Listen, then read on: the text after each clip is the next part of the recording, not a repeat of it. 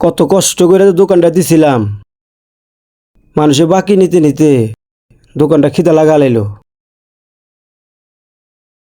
আহমদের 40,000, রানার 50,000, আর কত কমু, 2 মাসের বাকি।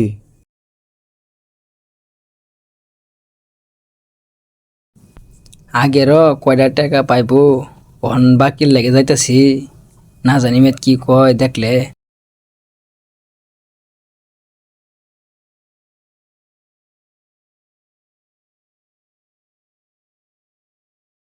কি আলামিন ভাই, বৈশা বৈশা কি চিন্তা করতেছেন? বসে রয়েছি, তোমাকে নিকে ভাত করে আইন দে, তোমাকে বাড়িতে পাঠানোর ব্যবস্থা করতেছি। এমনি করে কথা কন কিয়া? এমনি করে কথা কমো না, তোমরা দোকান থেকে বাকি নিতে নিতে দোকানের ছাকরিয়াটি বাগিরাল দিছ, তারপরেও কি তোমার দেহার নগে নগে সালাম দেনাক সাল। বাপ রে বাপ, তুমি দোকান থেকে বাকি খাই দেখে এত বড় বড় কথা শোনাতেছ?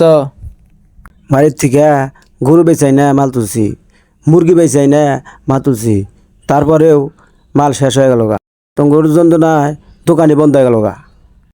কয়টি হাইমেন মারে খাইছি তার জন্য এত বড় বড় কথা শোনাইতেছেন? মাইরে খাইবে কে, তাই তো খাইবার দিছ। আমার লাগান পুরান কাস্টমারের লগে খারাপ ব্যবহার করা লাগছিল না। হ, তোমার নাগাল পুরান কাস্টমারের নিকে আমার পেনশনের ব্যবস্থা করা চাল, তাই না? লাগে তোমার দোকানে বাকি আমি একলাই খাই, আর কেউ খায় না? বাকি তুমি একলাই না খেলে কি হবো, কিন্তু বাকির লিস্টে তোমার রুল নাম্বার 1। কি সিগারেট দিবো ভাই? ডারবি, এই যে নেন।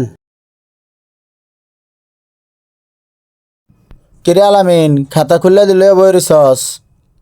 হ, খাতা খুলে বসেছি, বাকির কাস্টমার আছে তোমার। কিরা না, কি মনে করে আইস? অনেকদিন পরে দেখলাম। আইছিলাম ভাই দোকানে, আপনার ভাই যে বড় বড় কথা শোনাইতেছে।